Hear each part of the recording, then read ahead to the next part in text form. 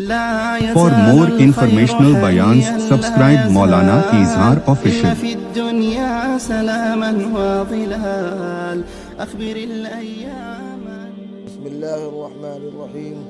وعن ابن مسعود رضي الله عنه قال: دخلت على النبي صلى الله عليه وسلم وهو يوعك فقلت: يا رسول الله إنك توعك وعكا شديدا. قال: أجل، إني أوعك كما يوعك رجلان منكم. قلت: ذلك إن لك أجرين. قال: أجل، ذلك كذلك. ما من مسلم يصيبه أذى شوكة فما فوقها إلا كفر الله بها سيئاته وحطت عنه ذنوبه كما تحط الشجرة ورقها. متفق عليه. والبعك مغص الحمى وقيل الحمى. وعن أبي هريرة رضي الله عنه قال: قال رسول الله صلى الله عليه وسلم: من يرد الله به خيرا يصبه منه. رواه البخاري. وضبطوا يصبه بفتح الصاد وكسرها. وعن أنس رضي الله عنه قال: قال رسول الله صلى الله عليه وسلم: لا يتمنين أحدكم الموت لضر أصابه، فإن كان لا بد فاعلا فليقل: اللهم أحيني ما كانت الحياة خيرا لي، وتوفني إذا كانت الوفاة خيرا لي. متفق عليه. وعن أبي عبد الله خباب بن الأرت رضي الله عنه قال: شكونا إلى رسول الله صلى الله عليه وسلم وهو متوسد بردة له في ظل الكعبة، فقلنا: ألا تستنصر لنا؟ ألا تدعو لنا؟ فقال: قد كان من قبلكم يؤخذ الرجل فيحفظ له في الأرض فيجعل فيها، ثم يؤتى بالمنشار فيوضع على رأسه فيجعل نصفين، ويمشط بأمشاط الحديد ما دون لحمه وعظمه، ما يصده عن ذلك عن دينه. والله ليتمن الله هذا الأمر حتى يسير الراكب من صنعاء إلى حضر موته لا يخاف إلا الله والذئب على غنمه ولكنكم تستعجلون. رواه البخاري. وفي رواية: وهو متوسد بردة وقد لقينا من المشركين شدة. وعن ابن مسعود رضي الله عنه قال: لما كان يوم حنين آثر رسول الله صلى الله عليه وسلم ناسا في القسمة، فأعطى الأقرع بن حابس 100 من الإبل، وأعطى عيينة بن حصن مثل ذلك، وأعطى ناسا من أشراف العرب وآثرهم يومئذ في القسمة. فقال رجل: والله إن هذه قسمة ما عدل فيها وما أريد فيها وجه الله. فقلت: والله لأخبرن رسول الله صلى الله عليه وسلم. فأخبرته بما قال، فتغير وجهه حتى كان كالصرف، ثم قال: فمن يعدل إذا لم يعدل الله ورسوله؟ ثم قال: يرحم الله موسى، قد أوذي بأكثر من هذا فصبر. فقلت: لا جرم لا أرفع إليه بعدها حديثا. متفق عليه. وقوله كالصرف وهو بكسر الصاد المهملة وهو صبغ أحمر. وعن أنس رضي الله عنه قال: قال رسول الله صلى الله عليه وسلم: إذا أراد الله بعبده خيرا عجل له العقوبة في الدنيا، وإذا أراد الله بعبده شر أمسك عنه بذنبه حتى يوافي به يوم القيامة. وقال النبي صلى الله عليه وسلم: إن عظم الجزاء ما عظم البلاء، وإن الله تعالى إذا أحب قوما ابتلاهم، فمن رضي فله الرضا ومن سخط فله السخط. رواه الترمذي وقال: حديث حسن.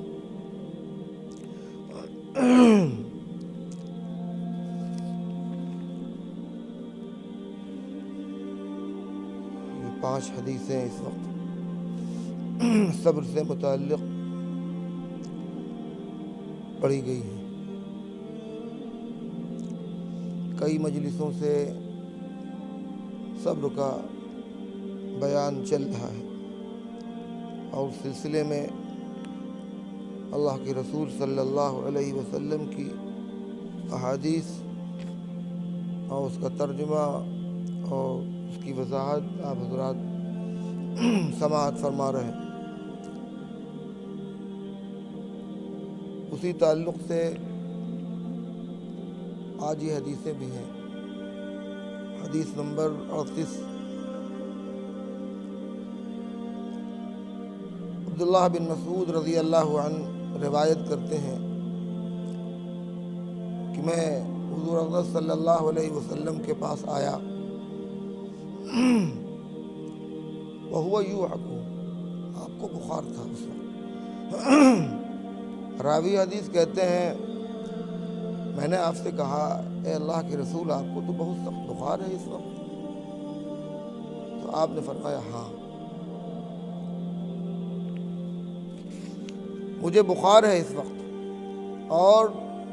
تم میں 2 شخص کو جتنا بخار آتا ہے اتنا مجھے تنہا آتا ہے۔ راوی حدیث کہتے ہیں کہ میں نے کہا یا رسول اللہ اگر 2 شخصوں کے برابر آپ کو بخار ہے تو ثواب بھی 2 لوگوں کے برابر آپ کو ملے گا؟ تو آپ نے فرمایا ہاں مجھے ثواب بھی 2 لوگوں کے برابر ملے گا۔ جب 2 لوگوں کے برابر تکلیف ہے، 2 شخصوں کے برابر بخار مجھے چڑھتا ہے، تو 2 لوگوں کے برابر ثواب بھی اللہ تعالیٰ ہمیں عطا فرمائے گا۔ اور آپ نے آگے پھر ارشاد فرمایا کہ ما من مسلم یصیبہ، جب بھی کسی مسلمان کو کوئی تکلیف اللہ کی طرف سے پہنچتی ہے، چاہے اس کے پیر میں کوئی کانٹا ہی کیوں نہ گڑا ہو، یا اس سے کوئی بڑی مصیبت ہو یا اس سے کوئی چھوٹی مصیبت ہو، تو اللہ تعالیٰ اس تکلیف کے عوض میں اس کی سیئات کے لیے اس پریشانی اس مصیبت کو کفارہ بنا دیتا ہے۔ اور فرمایا کہ اس کے گناہ اس طرح جھڑتے ہیں جیسے کہ درخت کے پتے جھڑتے ہیں۔ متفق علیہ، یہ روایت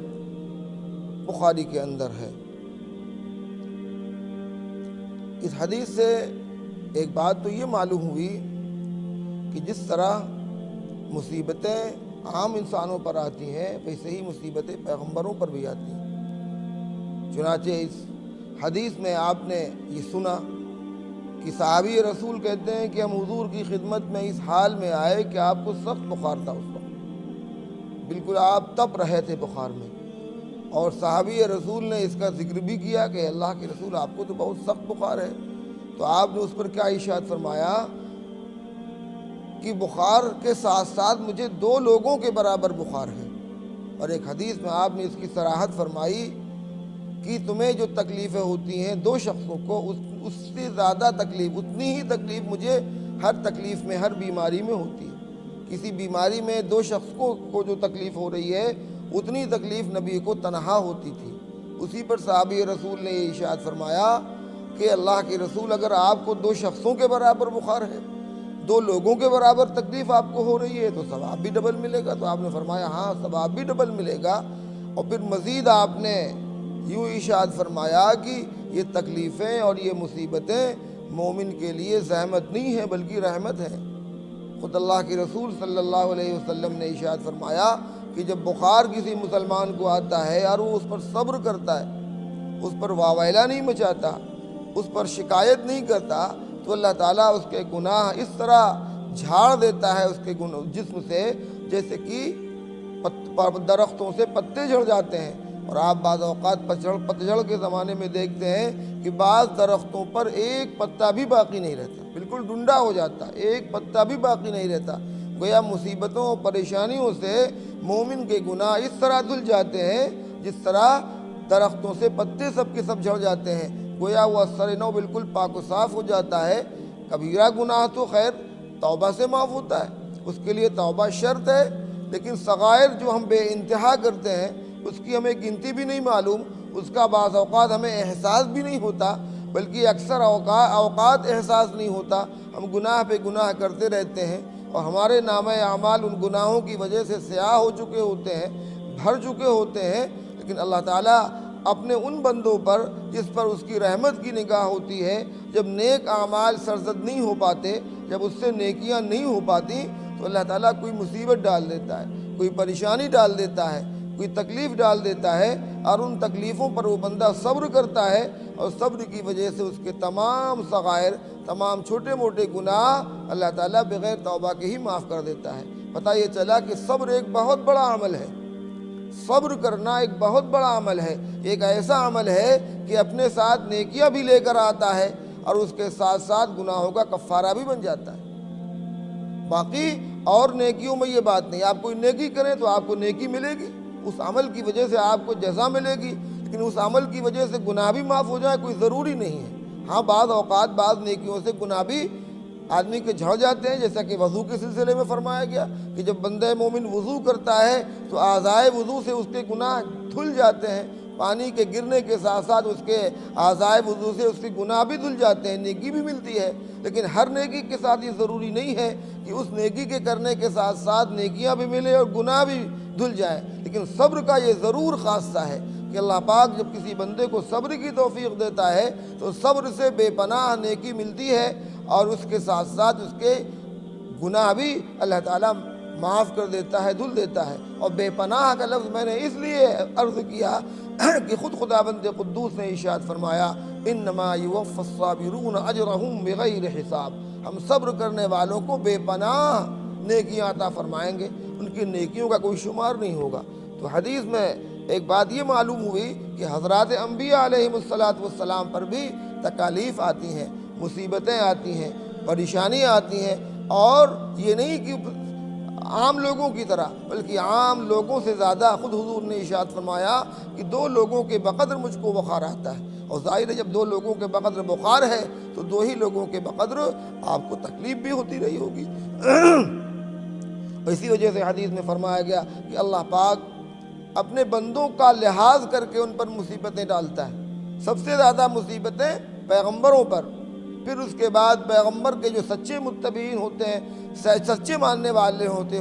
ہیں ان پر، پھر اس کے بعد درجہ بدرجہ یہ اللہ کی طرف سے ایک آزمائش اور ایک امتحان ہوتا ہے۔ جس طرح ممتحن امتحان لیتے وقت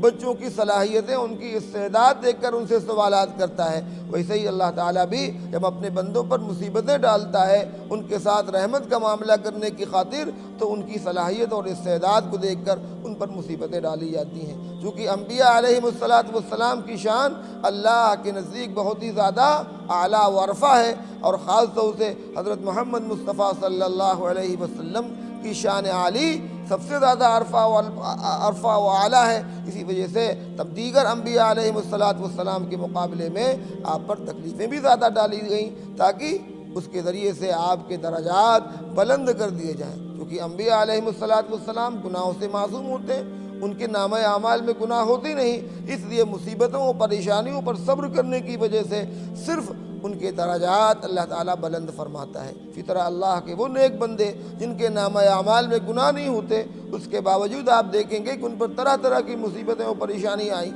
آپ تاریخ پڑھ ڈالیے، اللہ کی جو مقرب ہستیاں گزری ہیں ان پر ان کے حالات کو آپ پڑھیے۔ ائمہ اربعہ کی تاریخ ہے، حضرات صحابہ کرام کی تاریخ ہے، حضرات ائمہ مجتہدین کی تاریخ ہے، ان کی تاریخوں کو آپ پڑھیے، مطالعہ کریے، ان کی سیرت میں کیسے کیسے اندوہناک اور تکلیف دہ واقعات پیش آئے، کیسی بڑی بڑی مصیبتیں ان پر آئیں اور انہوں نے صبر کیا۔ ظاہر ہے کہ اللہ پاک ان سے خفا تھا نہیں، اللہ پاک صرف اور صرف یہ چاہ رہا تھا کہ اپنے ان بندوں کے درجات ہم ایک حد تک بلند کر دیں۔ پھر ایک بات یہ بھی ہے کہ اللہ پاک نے اپنے ہر بندے کے لیے، بندے مومن کے لیے بھی اور بندے کافر کے لیے بھی، بندے مومن کے لیے اللہ نے جنت میں ایک درجہ مقدر فرما دیا ہے۔ جب وہ بندہ اپنی نیکیوں کی وجہ سے اس درجے کو نہیں پہنچ پاتا، تو چونکہ فیصلہ ہو چکا ہے اور اللہ کو اس درجے تک اپنے اس بندے کو پہنچانا ہے، تو پھر اس پر مصیبتیں ڈالی جاتی ہیں، اور وہ مصیبتوں پر صبر کرتا ہے، اور اس صبر کی وجہ سے اللہ تعالیٰ اس کو اس درجے تک پہنچا دیتا ہے۔ اسی طرح کفار کے لیے بھی جہنم میں ایک درجہ مقرر ہے، اگر وہ اپنی برائیوں کی وجہ سے اس درجے کو نہیں پہنچ پاتے تو ان پر دنیا میں آسائشیں اور آرام اور راحت اور طرح طرح کی دنیاوی ترقیات ان کو دے دی جاتی ہیں، تاکہ دنیا سے خوب فائدہ اٹھا لیں، دنیا سے خوب لذت اٹھا لیں، اور تو جو درجہ آخرت میں جہنم میں ان کے لیے مقرر کیا گیا ہے اس درجے تک وہ پہنچ جائیں۔ اگلی حدیث ہے حضرت ابو ہریرہ رضی اللہ عنہ کی۔ وہ روایت کرتے ہیں کہ حضور اقدس صلی اللہ علیہ وسلم نے ارشاد فرمایا، اللہ تعالیٰ جب کسی بندے کے ساتھ خیر کا ارادہ کرتا ہے تو اس پر مصیبتیں ڈال دیتا ہے۔ دیکھ رہے ہیں آپ، جن مصیبتوں کو ہم اپنے لیے زحمت سمجھتے ہیں، جن مصیبتوں کو اپنے لیے ہم وبال جان سمجھتے ہیں، اللہ کے رسول صلی اللہ علیہ وسلم ان کے بارے میں کیا فرما رہے ہیں کہ یہ مصیبتیں قطعاً تمہارے لیے وبال جان نہیں ہیں، قطعاً وبال جان نہیں ہے، بلکہ اس کو اللہ کی طرف سے رحمت سمجھو، اس وجہ سے کہ ان مصیبتوں پر صبر کرنے کی وجہ سے تمہارے درجات بلند ہو رہے ہیں، اور گویا اللہ کی نظر رحمت تم پر پڑ چکی ہے۔ اللہ تعالیٰ نے تم کو اس قابل سمجھ لیا ہے کہ تمہاری کچھ آزمائش ہو جائے، تمہارا کچھ امتحان ہو جائے۔ لائق اور قابل بچوں کا ہی امتحان لیا جاتا ہے، جن کے پاس صلاحیتیں اور استعداد ہوتی ہیں انہوں سے کچھ پوچھا جاتا ہے، انہی سے جانکاری لی جاتی ہے۔ اللہ تعالیٰ نے اب ان بندوں کے بارے میں یہ بات جان لی ہے کہ میرے بندے استعداد و صلاحیت والے ہیں، چنانچہ وہ دنیا والوں کو اب دکھانا چاہتا ہے کہ دیکھ لو میرے وہ بندے جو واقعی میرے نزدیک قابل احترام ہیں اور قابل تکریم ہیں اور جنت کے مستحق ہیں، وہ کیسے صابر بندے ہیں کہ ان پر ہم نے مصیبتیں ڈال دی ہیں لیکن لفظ شکایت ان کی زبان پر نہیں آ رہا ہے، وہ اس پر صبر کیے جا رہے ہیں اور اللہ کی طرف سے اس کو سمجھ رہے ہیں۔ چنانچہ حدیث میں یہ بات فرمائی گئی، اللہ جس کے ساتھ بہتری کا ارادہ فرماتا ہے، خیر کا ارادہ فرماتا ہے، اس پر مصیبت ڈال دیتا ہے۔ اور یہ حدیث بخاری میں نقل کی گئی ہے، بخاری نے اس کو ذکر کیا ہے۔ وَضَبَطُ یُصَب، آگے بتایا کہ یوسف کا جو لفظ آیا ہے یوسف کے ساتھ بھی روایت میں نقل کیا گیا، صاد کے زبر کے ساتھ بھی اور صاد کے زیر کے ساتھ بھی۔ اگلی حدیث ہے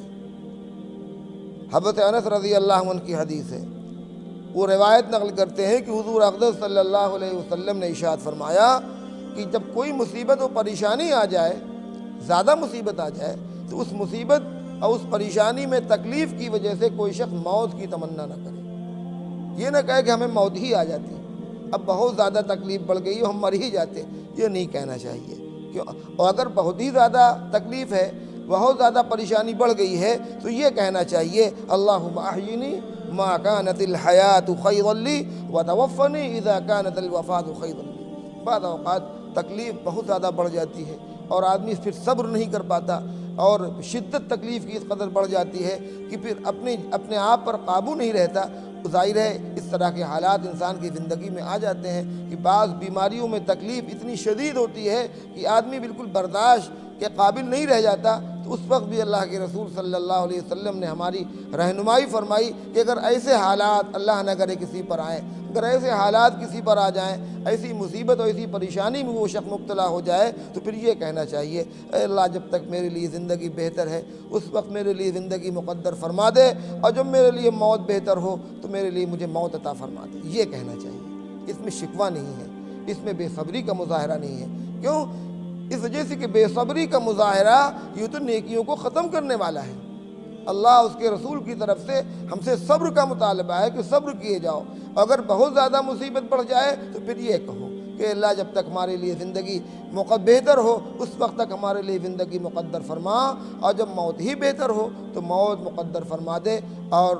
ظاہر ہے یہ کہنے میں پھر کوئی شکوہ نہیں ہوگا، لیکن یہاں پر ایک بات یہ بھی جان لیں آپ، یہ عام حالات کے اعتبار سے بعض موتیں اتنی اچھی ہیں کہ ان کی دعا کی جاتی ہے، مثلا شہادت کی موت۔ شہادت کی موت یہ ایک ایسی اعلیٰ اور عرفہ موت ہے کہ اس کے لیے ہمیں دعا کرنے کا حکم ہے، اس سے نہیں منع کیا گیا ہے۔ آدمی اپنی دعا میں یہ مانگے اے اللہ ہمیں شہادت کی موت عطا فرما دے، تو یہ وہ موت نہیں ہے جس سے منع کیا گیا ہے۔ عام حالات میں مصیبتوں اور پریشانیوں میں مبتلا ہو کر جو آدمی بے صبری کی حالت میں موت مانگتا ہے اس سے منع کیا گیا ہے، لیکن جو شہادت کی جو اعلیٰ و عرفہ موت ہے اس کو تو اپنی دعاؤں میں رکھنا ہی چاہیے اور وہ دعا مانگنی چاہیے۔ اور شہادت کے لیے کوئی یہ بھی ضروری نہیں کہ آدمی میدان جہاد میں ہی مارا جائے، بہت سی بیماریاں ایسی ہیں کہ اس میں مبتلا ہونے والا بھی شہادت کی موت پا جاتا ہے، جیسا کہ حدیث میں فرمایا گیا کوئی پانی میں ڈوب کر مر جائے، کوئی آگ میں جل کر مر جائے، کوئی کہیں سے گر کر مر جائے، کوئی کیا کہتے ہیں پیٹ کی کسی بیماری میں مبتلا ہو کر مر جائے، تو یہ موتیں ایسی ہیں کہ ان موتوں میں مبتلا ہونے والا، ان بیماریوں میں مبتلا ہونے والا شہادت کی موت پاتا ہے۔ اگلی حدیث ہے 41 نمبر حدیث، ابو عبداللہ خباب بن ارت رضی اللہ عنہ کی حدیث ہے۔ وہ کہتے ہیں کہ ہم حضور اقدس صلی اللہ علیہ وسلم کی خدمت میں پہنچے اور ہم نے شکایت کی۔ خباب بن ارت رضی اللہ عنہ وہ صحابی ہیں جو ابتدائی اسلام میں ہی مسلمان ہو گئے تھے، چھٹے نمبر کے یہ مسلمان ہیں۔ ان سے پہلے 5 لوگوں نے اسلام قبول کیا تھا۔ دار ارقم میں جا کر حضور اقدس صلی اللہ علیہ وسلم پر انہوں نے اسلام قبول کیا۔ لوہاری کا کام کرتے تھے، تلواریں، زرہیں، اس طرح کی چیزیں بنا کر اپنی روزی روٹی چلاتے تھے، غلام بھی تھے، غلام ہونے کی وجہ سے ان کو بڑی سخت تکلیفیں دی گئیں۔ آزاد تھے نہیں، غلام تھے، تو ان کا جو آقا تھا وہ کافر تھا، بڑی سخت تکلیفیں ان کو دیتا تھا، یہاں تک کہ آگ جلا کر اس پر ان کو لٹال دیا جاتا، اور ان کے جسم سے جو چربی نکلتی، جو رطوبت نکلتی، اس سے آگ کے انگارے بجھتے۔ ایک بار حضرت عمر رضی اللہ عنہ کی خدمت میں وہ تھے، اسلام کی ابتدائی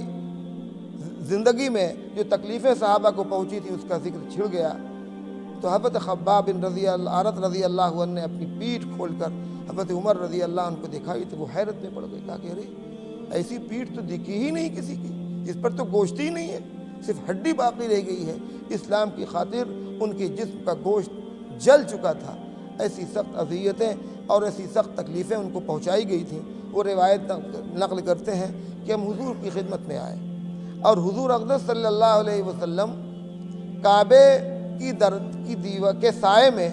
ایک چادر پر سر رکھے ہوئے لیٹے ہوئے تھے۔ کعبے کے سائے میں آپ کی ایک چادر تھی، اس کو موڑ کر آپ نے اس پر سر رکھ کر آپ آرام فرمانے کا ارادہ کیا تھا، اس پہ لیٹے ہوئے تھے۔ وہ کہتے ہیں کہ ہم حضور کی خدمت میں آئے، اور آ کر ہم نے عرض کیا، یا رسول اللہ الا تستنصر لنا الا تدعو لنا، کہ آپ ہمارے غلبے کی دعا نہیں کریں گے؟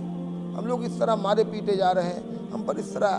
تکلیفیں آ رہی ہیں، اور ہم کو ہر ایک نے تختہ مشق بنا رکھا ہے، آپ اللہ کے نبی ہیں، آپ ہمارے غلبے کی دعا فرما دیں، اللہ ان کفار کو مغلوب کرے اور اہل اسلام کو غلبہ عطا فرمائے۔ تو آپ کو یہ بات اچھی نہیں لگی، اور آپ اٹھ کر بیٹھ گئے۔ بعض روایت میں یہ ہے کہ آپ اٹھ کر بیٹھ گئے، اور آپ نے فرمایا کہ تم سے پہلے جو لوگ تھے، تم سے پہلے جو امتیں گزری ہیں، جو ان میں جو اہل ایمان تھے، ان پر بڑی بڑی آزمائشیں اور بڑی بڑی مصیبتیں آتی تھیں، یہاں تک کہ ہوتا یہ تھا کہ ایک مسلمان کو پکڑا جاتا، اس کے بعد گڑھا کھودا جاتا، اس گڑھے میں اس کو ڈال دیا جاتا، اور اس کے بعد آرا لایا جاتا، اور آرا اس کے سر پر رکھ کر اس کے جسم کے دو ٹکڑے کر دیے جاتے۔ اس کو دین سے پھیرنے کے لیے، اس کو دین سے منحرف کرنے کے لیے ایسی سخت سزائیں پچھلی امتوں کے اہل ایمان کو دی گئیں، لیکن وہ اپنے دین سے نہیں پھرے۔ ان کے جسم کے دو ٹکڑے کر دیے گئے، ان کے جسم پر آرے چلائے گئے، لیکن وہ ذرہ برابر ایک لمحے کے لیے بھی ان کے دل میں تردد نہیں پیدا ہوا، اپنے دین سے وہ ایک لمحے کے لیے بھی منحرف ہونا انہوں نے پسند نہیں کیا، ان کے جسم کے اسی طرح ٹکڑے کر دیے گئے۔ اور فرمایا بعض اوقات یہ ہوتا کہ لوہے کی کنگھیاں لائی جاتی، اور ان لوہے کی کنگھیوں سے ان کے جسم کے گوشت کھرچے جاتے، ہڈیوں پر جتنا گوشت لگا ہوتا وہ سارا کا سارا گوشت لوہے کی کنگھیوں سے کھرچ لیا جاتا، یہاں تک کہ ان کی ہڈیاں بھی متاثر ہو جاتی، اور ان کو دین سے منحرف کرنے کے لیے، دین سے پھرنے کے لیے ایسی سخت اذیتیں اور تکلیفیں دی جاتی، لیکن ان کے پائے ثبات میں ذرا بھی تزلزل نہ آتا، ذرا بھی جنبش نہ ہوتی، وہ دین پر پوری مضبوطی کے ساتھ جمے رہتے، اور ان کو سخت اذیتیں اور تکلیفیں دی جاتی تھیں، لیکن وہ ذرا سے بھی ان میں تزلزل نہیں آتا تھا، وہ ڈگمگاتے نہیں تھے۔ گویا اس حدیث میں اللہ کے رسول صلی اللہ علیہ وسلم اپنے ساتھی کی کیسی تربیت فرما رہے ہیں، ان کے حوصلے کو آپ کس طرح بلند کر رہے ہیں، کس طرح بڑھا رہے ہیں، اور گویا اس بات کی طرف اشارہ ہے کہ اسلام ہی صرف قربانیاں نہیں مانگ رہا ہے،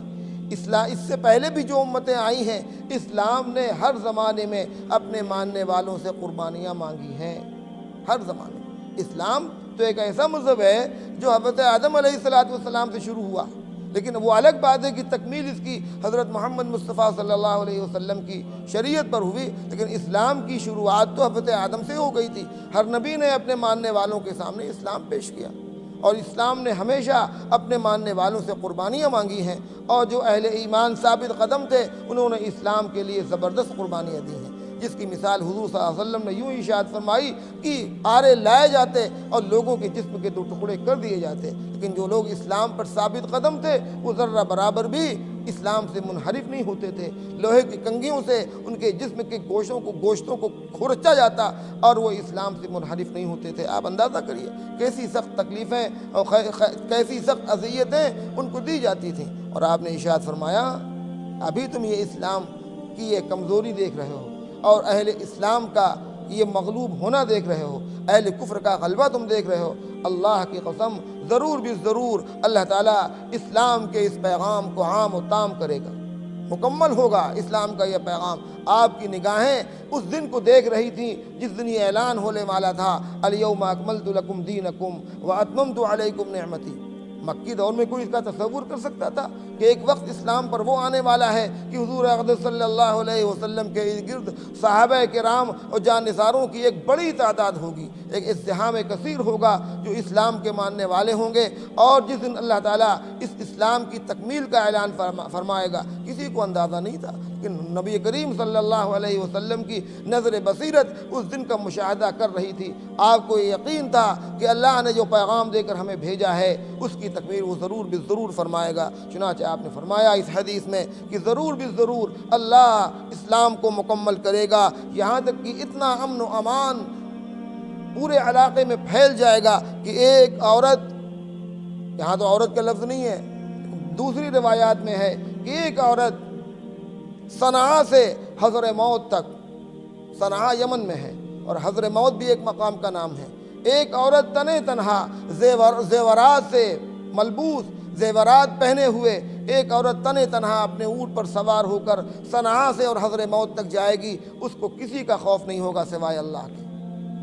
راستے ایسے مامون ہو جائیں گے اور لوگوں کے دلوں میں ایسا خوف ہوگا اللہ کا کہ کیوں کسی کو تکلیف نہیں پہنچائے گا، اور دنیا میں امن و امان اور سکون کا ماحول ہوگا کہ ایک عورت تنے تنہا اپنے اونٹ پر سوار ہو کر سونے اور چاندی کے زیورات پہن کر کہاں سے چلے گی؟ صنعاء سے چلے گی اور حضر موت تک جائے گی، اور کوئی اس کو بیچ میں چھیڑنے والا نہیں ہوگا۔ ایک وہ ماحول تھا، ایک وہ وقت تھا کہ قافلے اسے لوٹ لیے جاتے تھے، اور جب آدمی اپنے گھر سے نکلتا تھا سفر پر تو اس کو اس کی امید نہیں ہوتی تھی کہ ہم پھر اپنے گھر پر واپس آ سکیں گے کہ نہیں سکیں گے، اور تجارتی قافلے نکلتے تھے ان کو اس کی امید نہیں ہوتی تھی کہ اپنا یہ سامان لے کر ہم منزل مقصود تک پہنچ سکیں گے یا نہیں پہنچ سکیں گے، ہم دوبارہ اپنے بچوں میں واپس آ سکیں گے کہ نہیں آ سکیں گے۔ اس طرح آدمی بے اطمینانی کی زندگی گزار رہا تھا، لیکن اللہ کے رسول صلی اللہ علیہ وسلم نے اس حدیث میں ارشاد فرمایا، اے میرے صحابی، اے خباب بن ارد، اس ماحول کو دیکھ کر تم پریشان مت ہو۔ ایک وہ پرسکون ماحول دنیا دیکھے گی، اور ایک ایسا امن و امان کا زمانہ اس دنیا پر آئے گا کہ عورت تنے تنہا، اس کے ساتھ کوئی محرم نہیں ہوگا، اس کے ساتھ کوئی رفیق سفر نہیں ہوگا، وہ تنے تنہا تمام زیورات پہن کر نکلے گی اور کوئی اس کو چھیڑنے والا نہیں ہوگا۔ لا یخاف الا اللہ، وہ اللہ کے سوا اس کو کسی اور بات کا خوف نہیں ہوگا، یعنی ڈاکوؤں کا، رہزنوں کا، لوٹنے والوں کا کوئی خوف اس پر نہیں ہوگا۔ وَالذِّئْبُ عَلَىٰ غَنَمِهِ، اور بکریوں کے چرواہے کو صرف بھیڑیے کا خوف ہوگا اور کسی رہزن اور کسی چور کا خوف نہیں ہوگا۔ اتنی ایمانداری دنیا میں قائم ہو جائے گی۔ وَلَكِنَّكُمْ تَسْتَعْجِلُونَ، لیکن اے خباب تم جلد بازی سے کام کر رہے ہو، ابھی تو قربانیاں اسلام چاہ رہا ہے، ابھی قربانیاں دینی پڑے گی۔ چنانچہ اللہ پاک نے ان صحابی رسول کو وہ عمر دی کہ انہوں نے وہ زمانہ بھی دیکھا اور وہ وقت بھی انہوں نے دیکھا جس وقت اللہ تعالیٰ نے اسلام کی تکمیل کا اعلان کیا، اور جب پورا مدینہ اور پورا جزیرۃ العرب دارالاسلام بن گیا اور امن و امان قائم ہو گیا۔ اس حدیث کو بھی بخاری نے نقل کیا ہے، اور بعض روایت میں ہے وَهُوَ مُتَوَسِّدٌ بُرْدَةً، آپ اس اپنی چادر کے سہارے ٹیک لگائے ہوئے تھے، اور وہ کہہ رہے ہیں صحابی رسول کہ وَقَدْ لَقِينَا مِنَ الْمُشْرِكِينَ جِدَّةً، کہ مشرکین کی طرف سے ہمیں تکلیفیں پہنچ رہی ہیں، ہم کو مارا اور کاٹا جا رہا ہے، اور آپ بنفس نفیس تشریف فرما ہے۔ اس وقت اللہ کے رسول صلی اللہ علیہ وسلم نے کیسی رہنمائی فرمائی اپنی صحابی کی، اور کس طرح ان کی حوصلہ افزائی کی۔ اور دوسری روایت ابن مسعود کی ہے، وہ واقعہ ایک ذکر کرتے ہیں۔ یہ ساری حدیثیں صبر سے متعلق ہیں۔ اس سے جو حدیث ابھی پڑھی گئی خباب بن ارد کی، اس میں بھی اللہ کے رسول صلی اللہ علیہ وسلم نے صبر کی تلقین فرمائی، اور یہ جو حدیث ہے آگے آ رہی ابن مسعود کی، اس میں بھی صبر کا ذکر ہے۔ ابن مسعود کہتے ہیں کہ حنین کے موقع پر، حنین کا فتح ہوا مکہ کے بعد، مکے کے سفر میں جب آپ نکلے تھے تو مکہ فتح کرنے کے بعد اسی کے ساتھ آپ نے حنین پر بھی حملہ کیا، اور مکہ فتح کرتے وقت آپ کے ساتھ 10,000 کی فوج تھی، اور جب آپ نے حنین فتح کیا تو 12,000 کی فوج تھی، 2,000 لوگ مکے سے شامل ہو گئے تھے جو اسلام میں داخل ہوئے تھے۔ اس میں وہ بہت سے لوگ تھے اور بہت سے وہ قبائل تھے جو ابھی فتح مکہ کے موقع پر ایمان لائے تھے، جن کو ایمان لائے ہوئے کچھ ہی دن ہوا تھا، ابھی ان کا ان کے دل جو ہے ایمان پر بہت پختہ نہیں ہوئے تھے، وہ ایمان ان کے دلوں میں ابھی بہت راسخ نہیں ہوا تھا۔ وہ حضرات بھی حضور اقدس صلی اللہ علیہ وسلم کے ساتھ تھے، اور اس میں عرب کے مکے کے بہت باحیثیت لوگ بھی تھے، سردار قسم کے لوگ بھی تھے۔ تو جب حنین میں مسلمانوں کو مال غنیمت تقسیم ہوا تو اللہ کے رسول صلی اللہ علیہ وسلم نے کچھ حضرات کو مخصوص طور پر زیادہ حصہ عطا فرمایا مال غنیمت کا۔ چنانچہ حدیث میں ہے کہ اقرا بن حابس کو آپ نے 100 اونٹ دیے غنیمت میں، اسے بہت مال غنیمت ملا تھا حنین میں، اور عیینہ بن حصن کو بھی آپ نے اسی طرح 100 اونٹ دیے، اور اسی طرح جو اشراف عرب تھے، عرب کے جو سرداران تھے، ان کو بھی آپ نے مخصوص طور پر الگ سے زیادہ دیا، اور تقسیم میں آپ نے ان حضرات کو ترجیح دی جو مکے کے لوگ جو ایمان لائے تھے، جو عرب کے اور دیگر قبائل اور ان کے سرداران جو ایمان لائے تھے، آپ نے ان کو عام لوگوں کے اعتبار سے زیادہ دیا، اور یہ اختیار نبی کریم صلی اللہ علیہ وسلم کو حاصل تھا۔ مال غنیمت میں سے جو چاہتے آپ اپنے لیے لے لیتے تھے، عموماً لیتے نہیں تھے آپ کو، لیکن یہ اختیار اللہ کی طرف سے تھا۔ 5واں حصہ مال غنیمت جو آتا تھا، اس کا 5واں حصہ نبی کے لیے، نبی کے گھر والوں کے لیے خاص ہوتا تھا۔ بعض مواقع پر آپ نے لیا بھی، بعض مواقع پر نہیں لیا آپ نے۔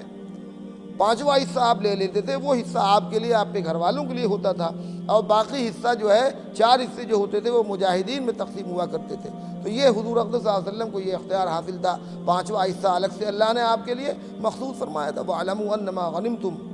یہ 10ویں پارے میں اس کا ذکر موجود ہے، اور اس کے علاوہ ان مجاہدین میں سے الگ سے کسی کو آپ کچھ دینا چاہتے تھے تو دے بھی دیتے تھے۔ پتہ چلا کہ کسی مجاہد نے کسی بڑے کافر کو مارا، اس کی تلوار ضبط کر لی، وہ ساری چیزیں لا کر پہلے حضور کی خدمت میں پیش کر دی جاتی تھی۔ ہاں، یہ تلوار کس نے حاصل کی تھی؟ یا رسول اللہ، میں نے اس کو مارا تھا، یہ اس کے اسلحے ہیں، یہ اس کی تلواریں ہیں، یہ اس کے نیزے ہیں، تو اگر آپ سمجھتے تو لے جاؤ، اس کو تم ہی رکھ لو، یہ تمہارے لیے یادداشت کے طور پر کام دے گی، فلاں کافر کو تم نے مارا تھا، اس کی تلوار اور اس کے اسلحے لے لو۔ یہ تمام اختیارات نبی کریم صلی اللہ علیہ وسلم کو حاصل تھے، اور یہ اختیار مسلمانوں کے امیر کو بھی حاصل ہے۔ مسلمانوں کے امیر کو بھی یہ اختیار حاصل ہے کہ اگر کہیں سے مال غنیمت آئے تو مسلمانوں کا امیر اپنے اختیار سے اگر کسی کو کچھ کم و زیادہ دے دے تو اس کو یہ غلط نہیں ہے، یہ انصاف کے خلاف نہیں ہے۔ آگے ابن مسعود فرماتے ہیں کہ فقال رجل، ایک شخص تھا منافق، اس نے کیا کہا؟ واللہ ان هذه قسمۃ ما عدل فيها، خدا کی قسم یہ آج جو تقسیم ہوئی ہے اس میں انصاف نہیں کیا گیا۔ حضور پر اس نے الزام لگایا کہ آج کی اس تقسیم میں انصاف سے کام نہیں لیا گیا۔ وما اريد فيها وجه اللہ، اور اللہ کی رضا، اس کی خوشنودی مقصود نہیں ہے، یہ تو دیکھ دیکھ کر لوگوں کو دیا جا رہا ہے۔ صحابی رسول ابن مسعود موجود ہیں، اور ان کی خدمت، ان کی موجودگی میں یہ بات کہی جا رہی ہے، تو انہوں نے کہا کہ اچھا، تم رسول اللہ صلی اللہ علیہ وسلم پر الزام لگا رہے ہو؟ نعوذ باللہ، نبی کریم صلی اللہ علیہ وسلم نے خیانت کی ہے،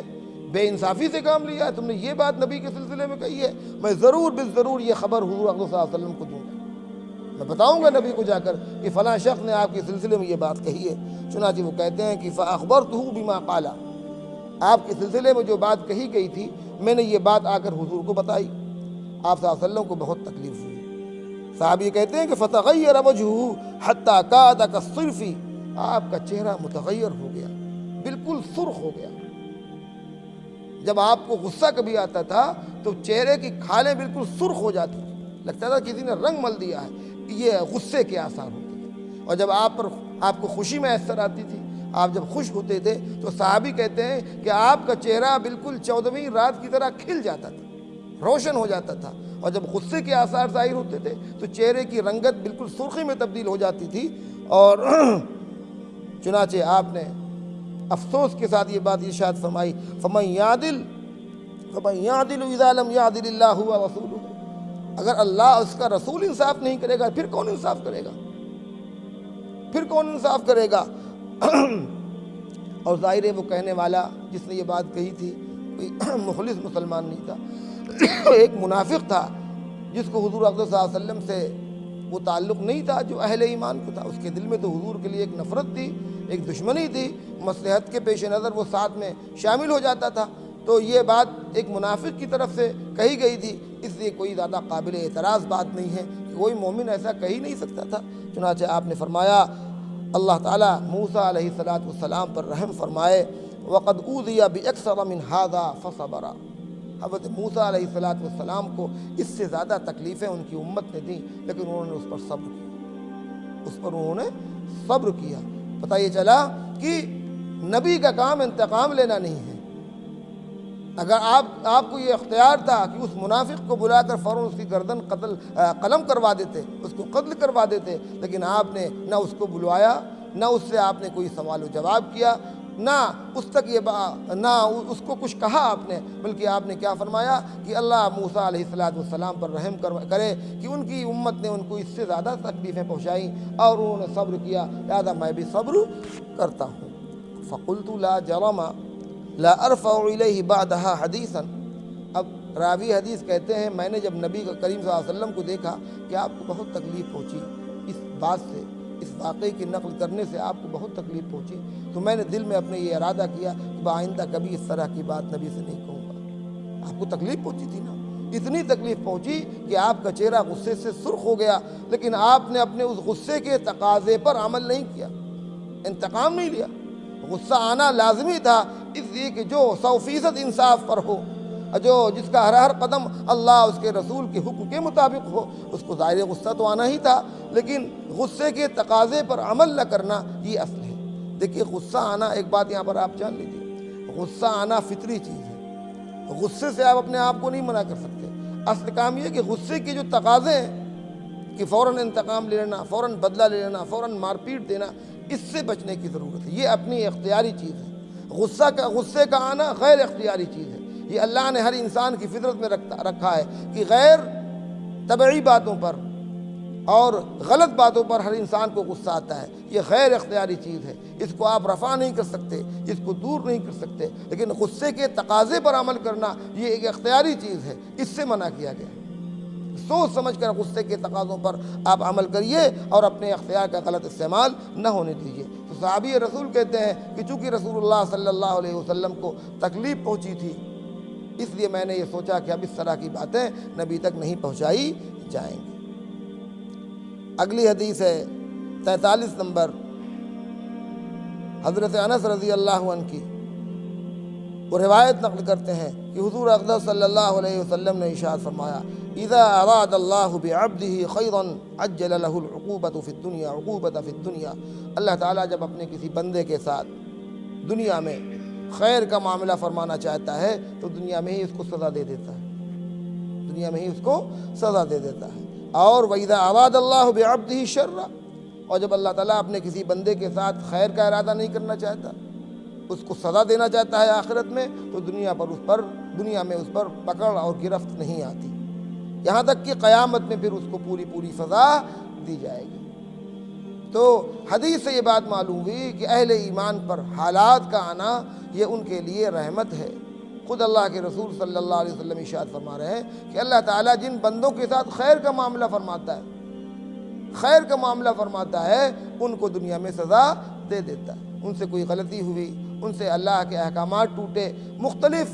شکلوں میں ان پر سزائیں آتی ہیں، مالی نقصان ہوتا ہے، جالی نقصان ہوتا ہے، اور دیگر نقصانات ہوتے ہیں، بیماریاں آ جاتی ہیں، پریشانیاں آ جاتی ہیں۔ بہت سے لوگ ہیں بیچارے پریشان ہیں، گھر میں بچے بیمار ہیں، بیوی بیمار ہے، اور لوگ بیمار ہیں، اور تمام مصیبت ہیں، حالات ہیں بالکل مصیبتوں اور پریشانیوں میں گھرے ہوئے ہیں۔ ان کے لیے اس حدیث کے اندر بڑی بشارت ہے اس حدیث کے اندر، اس لیے کہ ان کا وہ صبر کرنا اللہ تعالیٰ کے ہاں ضائع نہیں ہوگا۔ جیسا کہ میں نے ابھی عرض کیا کہ صبر ایک ایسا عمل ہے جو اپنے ساتھ نیکیوں کے ساتھ ساتھ گناہوں کی معافی کا بھی خاصہ رکھتا ہے۔ اس صبر سے اللہ تعالیٰ نیکیاں تو بے پناہ عطا ہی فرماتا ہے، اس کے ساتھ ساتھ گناہ بھی خود بخود دھل جاتے رہتے ہیں، اور یہ صغیرہ گناہ جو ہر وقت قدم قدم پر ہم سے صادر ہوتے ہیں، اللہ تعالیٰ صبر کی وجہ سے ان گناہوں کو معاف فرماتا رہتا ہے۔ اور جب وہ بندہ اپنے اللہ کے حضور حاضر ہوگا تو پھر اس حال میں حاضر ہوگا کہ ان مصیبتوں پر صبر کرنے کی وجہ سے اس کے گناہ اللہ تعالیٰ پہلے ہی دھل چکا ہوگا، بہت سی گناہ اس کو وہاں پر یاد بھی آئیں گے، لیکن ان گناہوں پر کوئی پکڑ نہیں ہوگی، اس کو تعجب ہوگا، تو اللہ کی طرف سے ارشاد فرمایا جائے گا تم کو کیا یہ بات یاد نہیں ہے کہ تم کو دنیا میں مصیبتیں ڈالی گئیں، پریشانیاں ڈالی گئیں، ان پریشانیوں پر تم نے صبر کیا، اور اس صبر کی وجہ سے ہی آج تم کو آخرت میں ایک صاف ستھری زندگی اللہ کی طرف سے عطا فرمائی جا رہی ہے۔ اور جیسا کہ بھی پچھلی حدیث گزری ہے، اس وقت میں نے بتایا تھا کہ اللہ تعالیٰ جب اہل صبر کو نیکیاں اور اجر عطا فرمائے گا، اور لوگ جب دیکھیں گے ان کے اجر کو تو یہ تمنا کریں گے کہ کاش کہ مجھ پہ دنیا میں ایسی مصیبتیں آئی ہوتی کہ میرے جسم کے ٹکڑے ٹکڑے کر دیے جاتے، قینچیوں سے میرے جسم کے ٹکڑے ٹکڑے کر دیے جاتے، اور میں اس پر صبر کرتا، اور آج بھی مجھے ایسے ہی نیکیاں ملتی۔ جب صبر والوں کو اللہ تعالیٰ عطا فرمائے گا تو جو لوگ دنیا میں پرسکون زندگی گزار کے گئے ہوں گے ان کی زبانوں پر یہ کلمات آئیں گے، اے کاش کی ایسی ہی زندگی جیسے یہ شخص دنیا میں گزار کے آیا ہے، پر تکلیف زندگی میں نے بھی گزاری ہوتی، اور اس تکلیف میں میرے جسم کے ٹکڑے ٹکڑے کر دیے جاتے، اور اللہ تعالیٰ پھر ہم کو یہ نیکیاں ہمیں بھی عطا فرما دیتا۔ تو صبر کا معاملہ بہت اعلیٰ و عرفہ ہے۔ اللہ تعالیٰ ارشاد فرماتا ہے کہ جب اللہ تعالیٰ کسی بندے کے ساتھ خیر کا ارادہ کرتا ہے تو دنیا میں اس کو سزا دیتا ہے، اور جب ظاہر ہے ہمارا مشاہدہ بھی ہے، جس طالب علم پر استاذ کی اچھی نگاہیں ہوتی ہیں، اور جس طالب علم کے بارے میں استاذ کو یہ اندازہ ہوتا ہے کہ آگے کچھ کرے گا، یہ حاصل کرے گا کچھ، تو اس کی غلطیوں کو معاف نہیں کیا جاتا، اس کو سزائیں دی جاتی ہیں تاکہ ذرا سے بھی یہ ڈگمگائے نہیں، بالکل سیدھی ڈگر پر چلے اور علم حاصل کرتا چلا جائے۔ وہ بچہ یہ محسوس کرے کہ استاذ ہم سے خفا نہیں ہوتے، بلکہ اس کو کسی مقام پر وہ پہنچانے چاہتے ہیں۔ اور جن طلبہ کے بارے میں استاذ کو پتہ ہوتا ہے کہ بیکار ہیں، کچھ نہیں، سب کوڑا کرکٹ ہیں، تو ان کی غلطیوں پر سزائیں نہیں دی جاتی، جانے تو چلو کمزوری ہے، ان کو تو کچھ آتا بھی نہیں ہے۔ لیکن جو طالب علم پڑھنے میں تیز ہوتا ہے اس کو بات پر اس کو ٹوکا جاتا ہے، بات پر اس کو تنبیہ کی جاتی ہے، بات پر اس کو مارا اور پیٹا جاتا ہے، یہ در حقیقت اس کے لیے استاذ کی طرف سے